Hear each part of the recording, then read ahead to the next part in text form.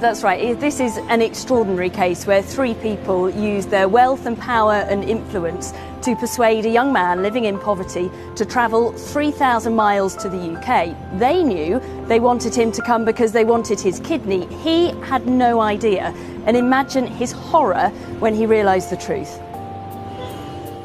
From the streets of Lagos, where he earned a few pounds a day as a street trader, the victim was brought to this London hospital, where it costs £80,000 for a private kidney transplant.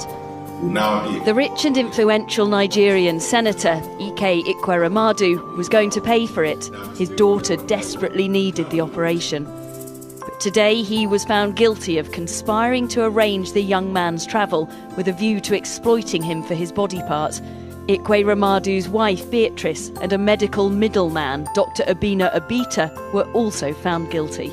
This is the first conviction of its kind in the UK. We could not have achieved this without the courage of one person, our victim survivor. I want to commend him for his bravery in speaking out. Modern slavery is all around us. We need the public's help in identifying potential victims of trafficking and exploitation, to bring offenders to justice and to protect the vulnerable. This was the moment the victim, whose identity is being protected, walked into a police station and begged for help. He'd thought he was coming to the UK to work, but ran away from the hospital when it became clear what was happening. It transpired medics had been told he was a cousin of the intended recipient, Sonia. They were pictured together, but he wasn't a match, and doctors found he was unaware of the plan. Sonia was cleared in court, but saw her parents convicted. They treated the victim like a spare part, the court heard. And they and the middleman doctor were remanded in custody until sentencing on May the 5th. We've heard it all. Since the 8th of February, Osita Chidoke had tweeted an appeal to the federal government of Nigeria to put in words to the UK government for the Ekweremadus. Here at Nijapo, we are glad the government of Nigeria did not try to disrupt the judicial process. But now the judicial process is over and the Ekweremadus have been found guilty.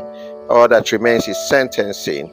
It's really necessary for the government to consider the position of Ekweremadu as well as the further deteriorating health of their daughter Sonia and put in word to the UK authorities appealing for light sentencing as Sonia still needs urgent medical attention.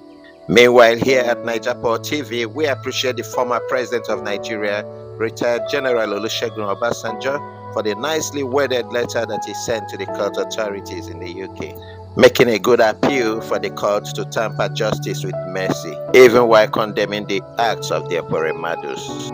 We also appreciate the Senate of Nigeria for sending a delegation led by David Mark, a former Senate president, who were present in court to witness the particulars of the case. A delegation from the Nigeria High Commission in the UK was also present during the court trials. We pray for God's mercy for the Ekweremadus, hoping they've learned their lessons, and we pray also for substantial mercy of the courts.